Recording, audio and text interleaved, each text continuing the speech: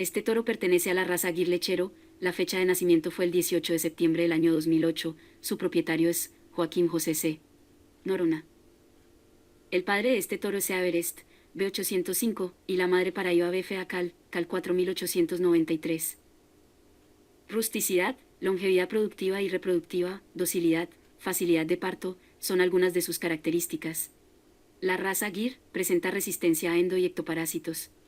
El sistema termorregulador que permite a la vaca tolerar altas temperaturas sin sufrir estrés por calor, común en otras razas lecheras, especialmente europeas. La cabeza de los ejemplares Gir tiene un perfil ultraconvexo, debe ser mediana, delgada y seca, con una frente ancha y un cabestrillo echado hacia atrás. El hocico es negro, ancho, húmedo, con fosas nasales dilatadas, labios gruesos y firmes. Las orejas son medianas y los cuernos son oscuros y simétricos.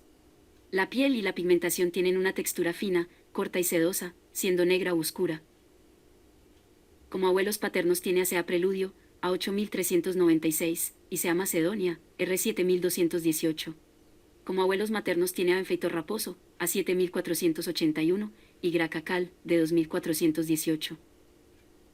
Este toro es un toro probado, transmite a su descendencia beta-caseína 2A2. Si quieres adquirir la genética de este toro, en la descripción del video, te dejaremos los datos de contacto del distribuidor autorizado.